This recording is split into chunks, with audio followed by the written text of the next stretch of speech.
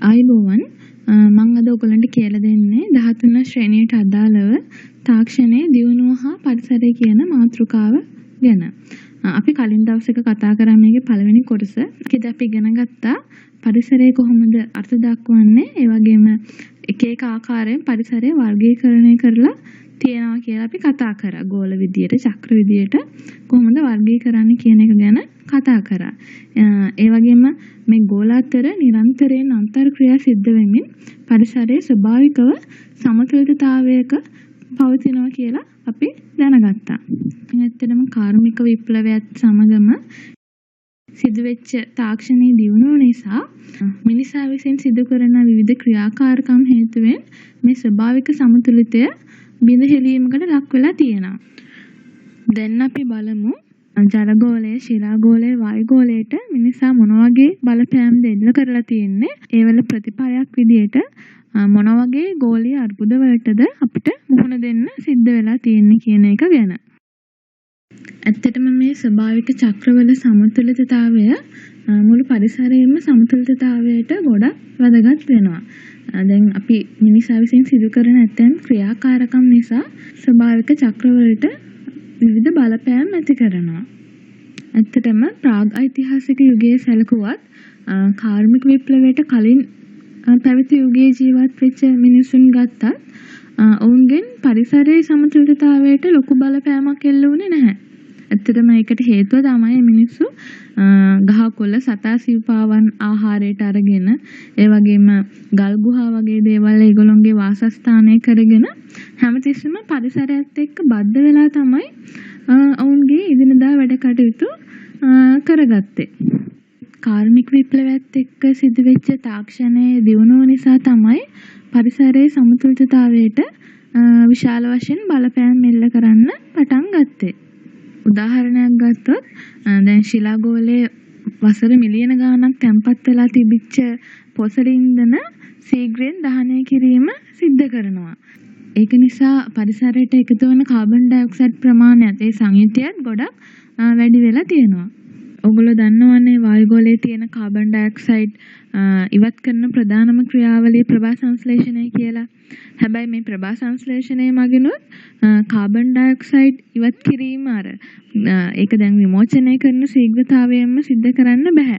ඒ වගේම ජනගහනය වැඩිවීමත් සමග මිනිසුන්ට වාසස්ථාන සඳහා, කෘෂිකර්මාන්තය සඳහා අවශ්‍ය ඉඩම් ලබා ගන්න විශාල වශයෙන් වනාන්තර ඉදි කරනවා. එතකොට මේ කාබන් ඩයොක්සයිඩ් ඉවත් කරන ප්‍රධානම මාර්ගය ඇහිරිලා යනවා. ඒක නිසා වායුගෝලීය කාබන් ඩයොක්සයිඩ් ප්‍රතිශතය මේ වෙනකොට ශීඝ්‍රයෙන් වැඩි වෙමින් පවතිනවා.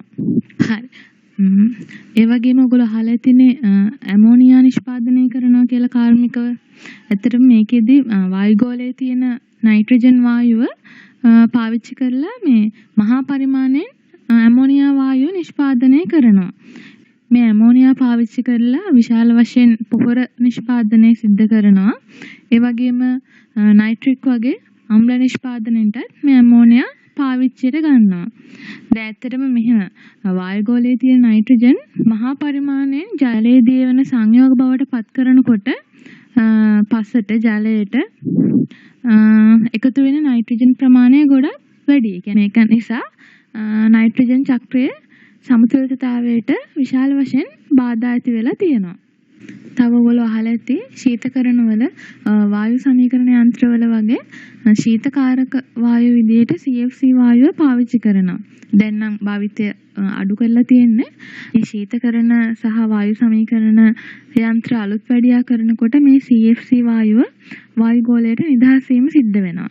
ඇත්තටම මේ CFC වායුව පහළ වායුගෝලයේදී ගොඩක් නිෂ්ක්‍රීය වායුවක්. ඒක නිසා මේක ඉහළ වායුගෝලයට ගමන් කරලා ඕසෝන් ස්තරයට හානි සිද්ධ කරනවා. ඒ වගේම කර්මාන්ත ශාලාවලින් බැහැර කරන අපද්‍රව්‍ය, විෂ රසායනික ද්‍රව්‍ය වගේ දේවල් ජලාශ වලට එකතු කරන නිසා ඒ ජලාශ අපවිත්‍ර වීම සිද්ධ වෙනවා. ඒ වගේම කෘෂිකර්මාන්තයේදී භෝග වලට එකතු කරන විවිධ රසායනික ද්‍රව්‍ය, කෘමිනාශක වර්ග නිසා පස ජලය දූෂණය වීමකට ලක් වෙනවා. ඒ වගේම තමයි මේ පාවිච්චි කරලා ඉවත දාන්න ඉලෙක්ට්‍රොනික උපාංග අපි e-waste කියලා හඳුන්වනවා. මේක නිසා ඇත්තටම විශාල වශයෙන් පරිසරයට බැරලෝහ ලෙඩ් වගේ බැරලෝහ එකතු වීම සිද්ධ වෙනවා. අපි මුලින්ම බලමු මේ මිනිස් ක්‍රියාකාරකම් නිසා වායුගෝලයට මොන වගේ බලපෑම්ද ඇති කරලා තියෙන්නේ කියලා. ඇත්තටම වායුගෝලයේ සංයුතිය ගත්තාම 78%ක ඒ කියන්නේ වැඩිම ප්‍රතිශතයක් නයිට්‍රජන් වායුව පවතිනවා. දෙවෙනි ස්ථානයට 21%ක් ඔක්සිජන් වායුව පවතිනවා. තුන්වෙනුවට 0.9ක් ආගන් වායුව අන්තර්ගත වෙනවා. ඇත්තටම මේ නයිට්‍රජන්, ඔක්සිජන්, ආගන් කියන වායුන් අපි කියනවා ප්‍රධාන වායුන් කියලා අපි සලකනවා. ඒ හැර කාබන් ඩයොක්සයිඩ්, ජල වාෂ්ප, නයිට්‍රජන් ඩයොක්සයිඩ්, මීතේන් ඒ වගේ අනිත් වායු සියල්ලම අපි අංශු මාත්‍ර වායු කියලා සලකනවා. මිනිස් ක්‍රියාකාරකම් නිසා මේ ප්‍රධාන වායුන්ගේ සංයුතිය වෙනසක් සිද්ධ වෙන්නේ නැහැ. අංශු මාත්‍ර වායු වල තමයි සංයුතිය වෙනස් වීම වලට ලක් වෙන්නේ, වැඩි වීම වලට ලක් වෙන්නේ. ඒ නිසා අපි අංශු මාත්‍ර වායුන්ගේ සංයුතිය වැඩි වෙන එක වායු දූෂණය කියලා හඳුන්වනවා. ඇත්තට මේ වායු දූෂණය සැලකුවොත් එහෙම ස්වභාවිකව සහ මිනිස් ක්‍රියාකාරකම් මගිනුත් සිද්ධ වෙනවා. උදාහරණයක් විදිහට ගිනි කඳු පිපිරීම, ලැබුගිනි ඇතිවීම වගේ දේවල් ස්වභාවිකව සිදුවෙන සංසිද්ධීන් කියලා සලකන්න පුළුවන්. ඒ වගේම මිනිසා විසින් පොසිල ඉන්ධන දහනය කිරීම, ඒ වගේම බහුආයක ද්‍රව්‍ය පිලිස්සීම වගේ ගොඩක් හේතුන් නිසා වායුගෝලයේ දූෂණය වීම සිද්ධ වෙනවා. අපි දැන් බලමු මේ අංශු මාත්‍ර වායුන්ගේ සංයුතිය වැඩිවීමත් එක්ක මොන වගේ ගෝලීය පාරිසරික අර්බුද වලටද මුහුණ දෙන්න සිද්ධ වෙලා තියෙන්නේ කියලා. අපි මේකෙදි ඉගෙන ගන්නවා ගෝලීය උණුසුම ඉහළ යාම, ඕසෝන් ස්තරයේ ක්ෂය වීම, අම්ල වැසි ඇතිවීම සහ ප්‍රකාශ රසායනික ධූමිකාව කියන ඒ ගෝලීය අර්බුද කොහොමද ඇති වෙන්නේ සහ ඒ අර්බුද ඇති වෙන්න මොනවද හේතු වෙලා තියෙන්නේ කියන එක ගැන. අපි මුලින්ම බලමු ගෝලීය උණුසුම ඉහළ යාම සිද්ධ වෙන්නේ කොහොමද කියලා.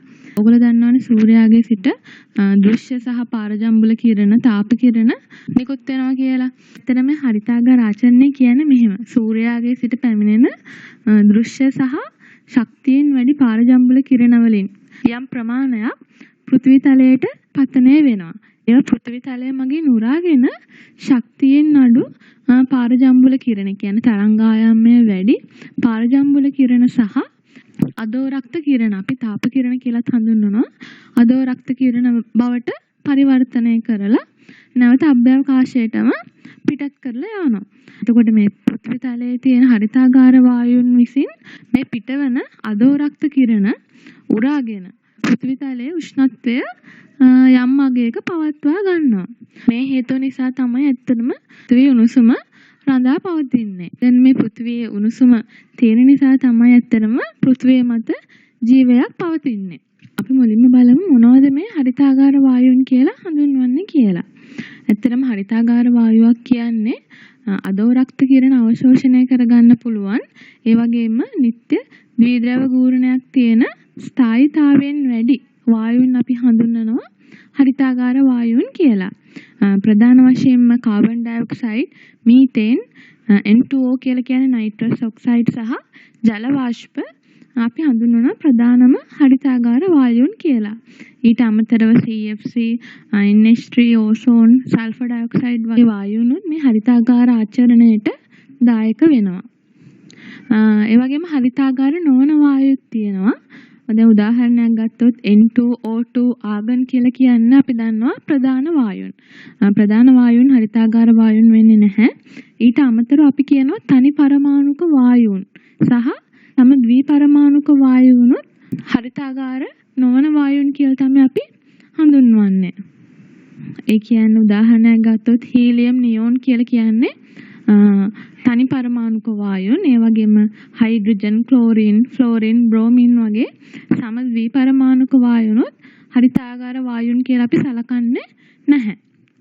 තව වැදගත් දෙයක් තියෙනවා කියන්නේ මම කියවනේ හරිතාගාර වායුවක් කියන එක අර්ථ දැක්වීමෙන් අදෝරක්ත කිරණ අවශෝෂණය කර පමණින්ම කළ හැකි පමණින්ම හරිතාගාර වායුවක් වෙන්නේ නැහැ. ඒවට තව නිත්‍ය ද්විද්‍රව ගූර්ණයක් තියෙන්න ඕනේ. ස්ථායී වායුවක් වෙන්නත් ඕනේ. එතකොට එහෙම බලද්දී මේ නයිට්‍රජන් ඩයොක්සයිඩ්, නයිට්‍රික් ඔක්සයිඩ් සහ මේ කාබන් මොනොක්සයිඩ් කියන ඒවා අපි හරිතාගාර වායුන් කියලා සලකන්නේ නැහැ.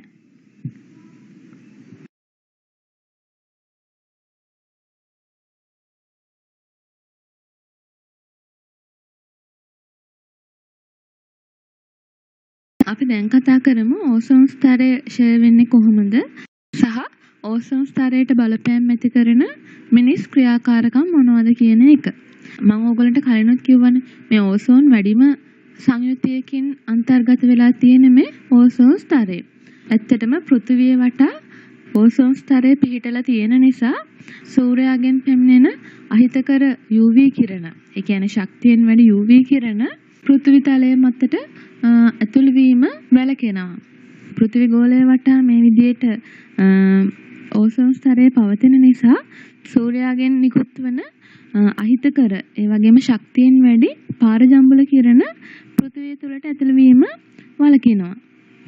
ඇත්තටම මේකෙදි වෙන්නේ ඕසෝන් ස්තරයේ තියෙන ඔක්සිජන් අණු වලට UV කිරණ වල ශක්තිය වැඩිලා ඒවල බන්ධනය බිඳීමකට ලක් වෙනවා. ඒකෙදි මේ විදිහට හැදෙන පරමාණුක ඔක්සිජන් තවත් ඔක්සිජන් අණුවක් එක්ක එකතු වෙලා ඕසෝන් වායුව ගෙන දීම සිද්ධ වෙනවා.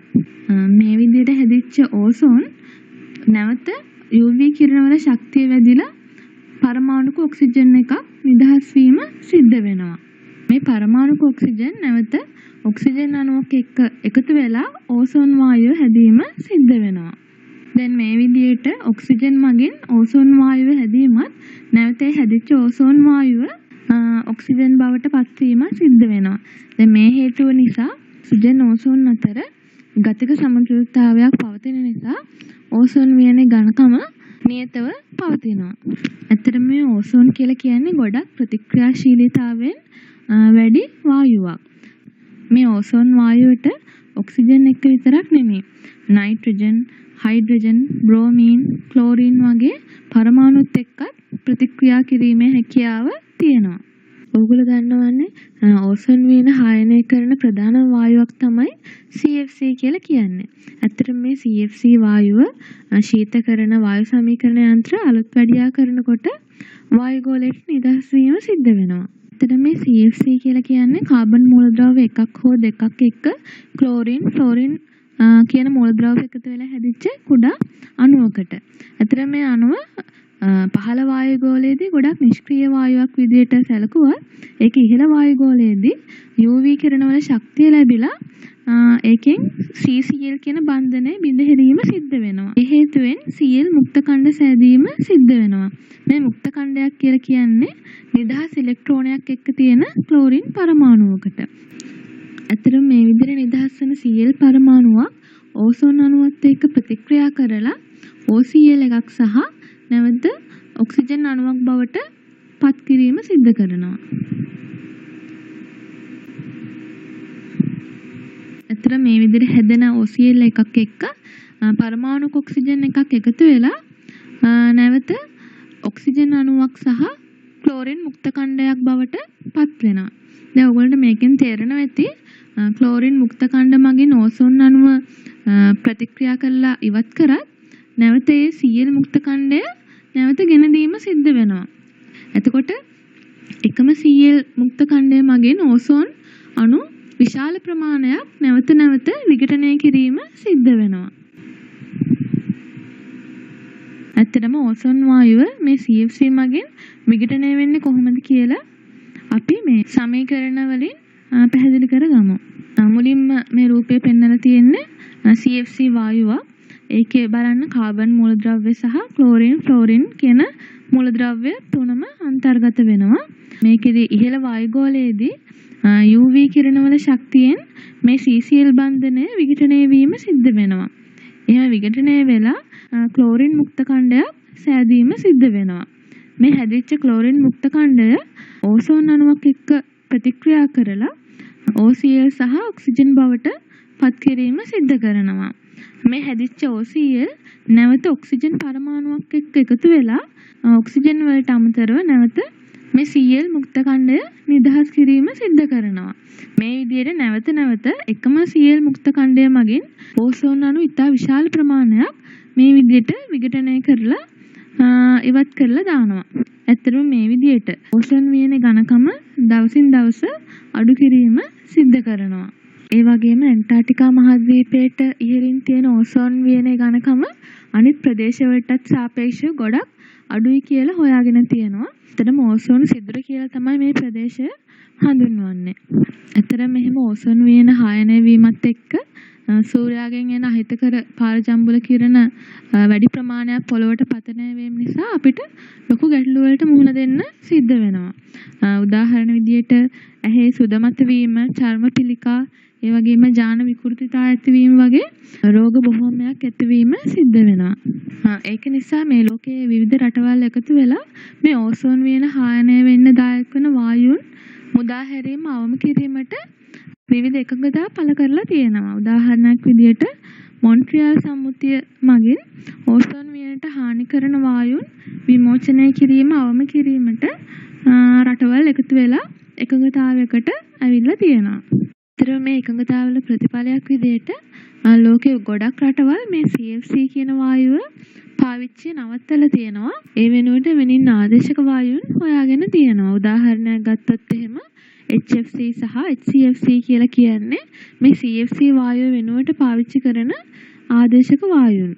දැන් HFC කියන වායුව සැලකුවොත් එහෙම මේ අණුවලත් මේ CCl කියලා බන්ධනයක් තියෙනවා. ඒ වුණාට මේ අණුවේ තියෙන CH බන්ධනය පහසුවෙන් විඝටනය වෙන බන්ධනයක්. ඒ නිසා පහළ වායු ගෝලයේදීම මේක ප්‍රතික්‍රියාවට ලක්වන නිසා මේ වායු අණු ඉහළ වායු ගෝලයට යෑම ගොඩක් අවම වෙලා තියෙනවා. ඒ වගේම HCFC කියන වායුව ගත්තොත් එහෙම ආයෙක ඔයගොල්ලන්ට පේනවා ඇති CCl කියලා බන්ධනයක් නැහැ.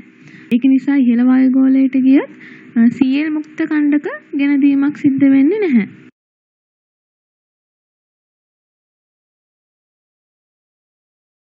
වායුගෝලයේ දූෂණය නිසා ඇති වෙලා තියෙන තවත් ගෝලීය අර්බුදයක් තමයි අම්ල වැස්ස ඇතිවීම කියලා කියන්නේ. ඇත්තටම මේ අම්ල වැස්සක් ඇති වෙන්න බලපාන ප්‍රධාන වායුන් දෙකක් තියෙනවා. නයිට්‍රජන් ඩයොක්සයිඩ් සහ සල්ෆර් ඩයොක්සයිඩ්. අපි අම්ල වැස්සක් කියලා හඳුන්වන්නේ ජලයේ pH අගය 5.4 වඩා අඩු වෙන වර්ෂා ජලය ඇදහිලෙනවා නම් අපි ඒක අම්ල වැස්සක් කියලා හඳුන්වනවා. මේකෙදි වෙන්නේ ඇත්තටම වායුගෝලයේ තියෙන නයිට්‍රජන් ඩයොක්සයිඩ්, සල්ෆර් ඩයොක්සයිඩ් සංයුතිය ගොඩක් වැඩි වුණාම ඒ වායුන් වැහි ජලයේ දිය වෙලා විවිධ අම්ල වර්ග හැදීම සිද්ධ වෙනවා. නයිට්‍රජන් ඩයොක්සයිඩ් වායුව ජලයේ දිය වෙලා නයිට්‍රික් අම්ලයේ බවටත්, සල්ෆර් ඩයොක්සයිඩ් වායුව ජලයේ දිය වෙලා සල්ෆියුරික් අම්ලයේ බවටත් පත් වෙනවා. මේ හැදෙන ආම්ලික ජලයේ pH අගය 5.4 වඩා අඩුයි නම් ඒක අම්ල වැස්සක් වෙනවා. ඇත්තටම කාබන් ඩයොක්සයිඩ් කියන්නේ ආම්ලික වායුවක්. කාබන් ඩයොක්සයිඩ් වායුව ජලයේ දිය වුණාම කාබොනික් අම්ලය හැදෙනවා. හැබැයි ඒකෙදිත් pH අගය 4 වඩා අඩුවීමක් සිද්ධ වුණාට අපි ඒක අම්ල වැස්සක් කියලා හඳුන්වන්නේ නැහැ. ඒකට හේතුව තමයි pH අගය 5.4 වඩා අඩුවීමක් ඒකෙදි සිද්ධ වෙන්නේ නැති නිසා. මෙහිම අම්ල වැස්ස ඇතිවීම මගින් ලොකු ගැටලු වලට මුහුණ පාන්න සිද්ධ වෙලා තියෙනවා. මේ ආම්ලික වතුර ජලාශ වලට එකතු වුනහම ජලාශවල pH අගය අඩුවීමක් වෙනවා. ඒ කියන්නේ ජලය ආම්ලික වීමක් වෙනවා. ඒක ජලජ ජීවීන්ට සහ ජලජ ශාක වලට ගොඩක් අහිතකර තත්ත්වයක් වෙනවා. ඒ වගේම මේ වැහි ජලය පොළවට පතනය වෙලා පොළවේ තියෙන පෝෂක පසෙන් ඉවත් කරනවා. ඒක නිසා ඇත්තටම ශාක වර්ධනය අඩාල වීමක් සිද්ධ වෙනවා.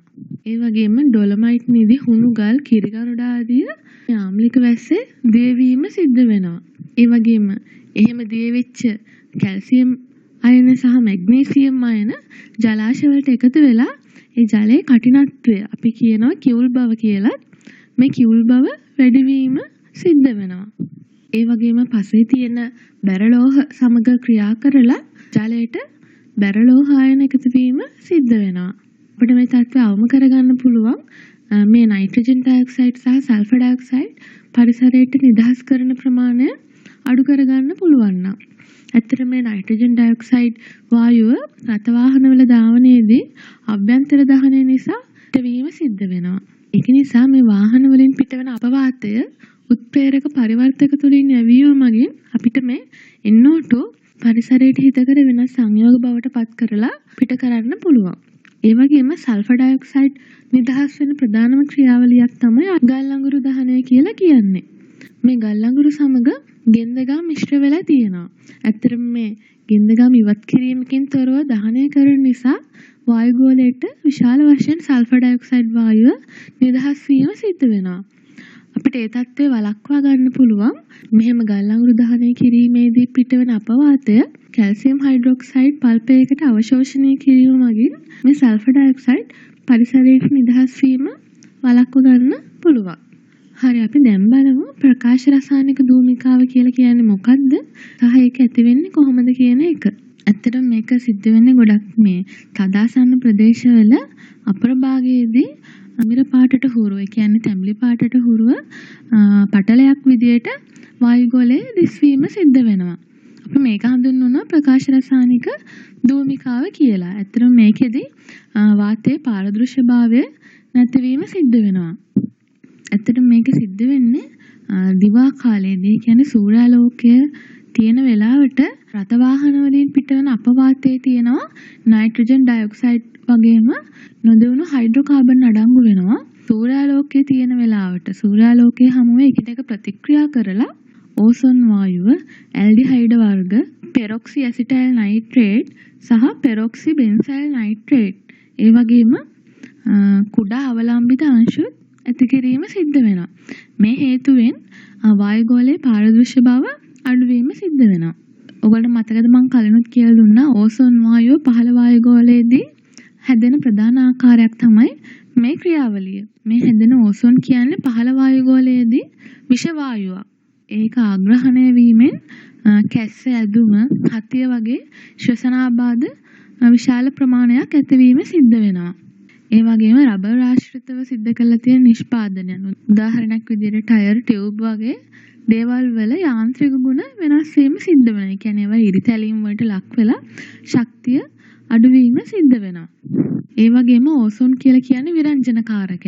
ඒක නිසා රෙදි පිළිවෙල තියෙන වර්ණවත් සංයෝග ඉවත් කරනවා. ඒ කියන්නේ විරංජනය කිරීම සිද්ධ කරනවා. ඒ වගේම මේ ක්‍රියාවලියේදී පිටවන තව සංයෝගයක් තමයි පෙරොක්සි ඇසිටයිල් නයිට්‍රේට් කියලා කියන්නේ.